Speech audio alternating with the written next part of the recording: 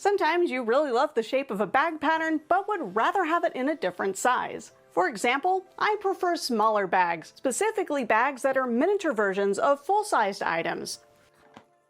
Like this backpack here. Oh, you're so cute. Look at you being all cute and stuff. Unfortunately, it's not as simple as just printing with a different scale. In this video, I'll walk you through the process of resizing your digital bag patterns, including all the gotchas and how to work around them.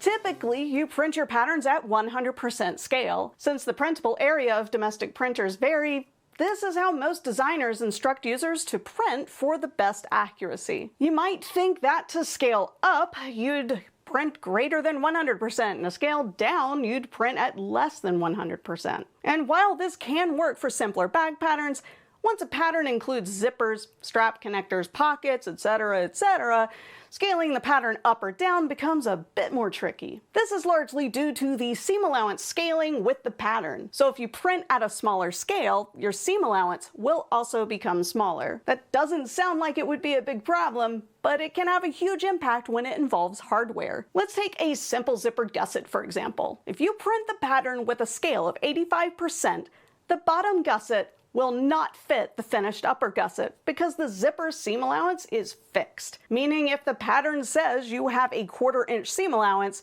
when attaching the zipper to the gusset pieces, it can't be changed. See, zippers aren't going to scale. They're tangible objects. They will always have the same width no matter what scale you print your pattern at. If the pattern calls for a 1/4 inch seam allowance for zippers and you print the pattern at 85% scale, that leaves you with only enough space for a 1/5 of an inch seam allowance. The problem is even worse if you print at 50% scale. A 1/4 inch seam allowance will shrink the allowable space for a zipper installation to 1/8 of an inch. That isn't nearly enough of a seam allowance to secure the zipper, and it'll look awful when top stitched, especially if you're using bulky interfacings like fleece or foam. If you stick to the original 1/4 inch seam allowance, you'll take in a larger chunk of the zippered gusset pieces than the new size would allow, making it smaller than the bottom half of the gusset. Your pieces simply won't line up. In the case of pockets, they may become too small to be useful. I personally hate pockets. They just become a black hole to hide goldfish crackers and booger-crusted tissues.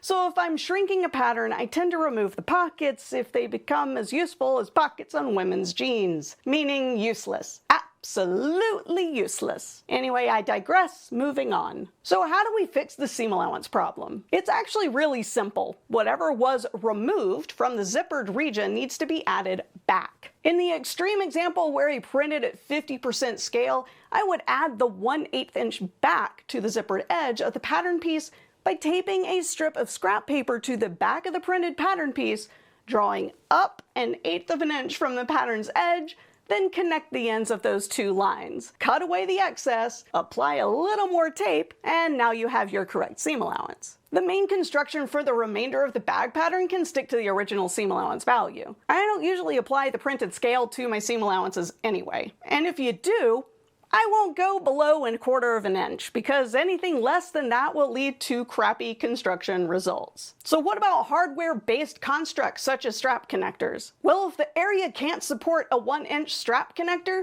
you may have to rethink the scale of the pattern or chosen hardware size. Strap connectors are less of a problem. You can resize to use connectors that fit the smaller hardware you'd want to use. For example, if the pattern calls for 1.5 inch hardware, but I'm printing at 85% scale, I'll probably want to size my hardware down to 1 inch. The other major problem with resizing a pattern is when you're scaling up. You can only print that PDF pattern so large when using a domestic printer. Oftentimes, patterns for larger bags already require splitting into chunks that will fit on standard letter-sized pieces of paper. In order to keep people from screeching at us about wasting paper or killing the planet, we designers try to maximize the use of the printable area. This means you can't print above a certain scale because the pattern pieces would be out of bounds and not print. The workaround for this is to either use a projector, which is expensive and not the most accessible thing in the world if you're a hobbyist, or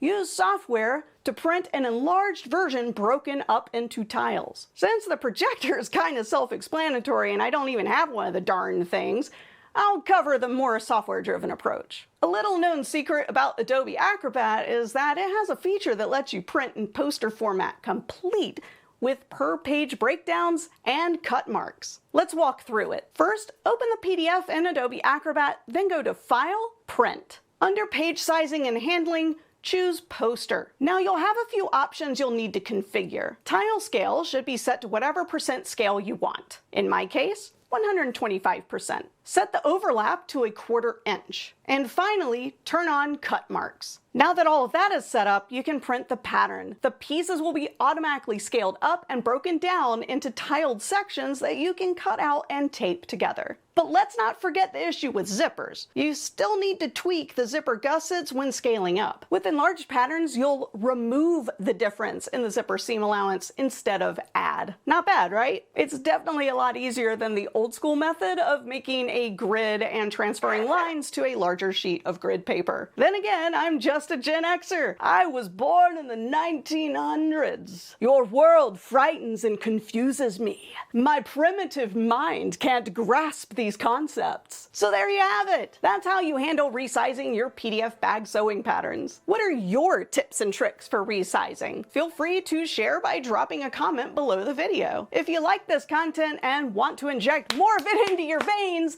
give the video a thumbs up and subscribe to the channel. As always, thank you and goodbye.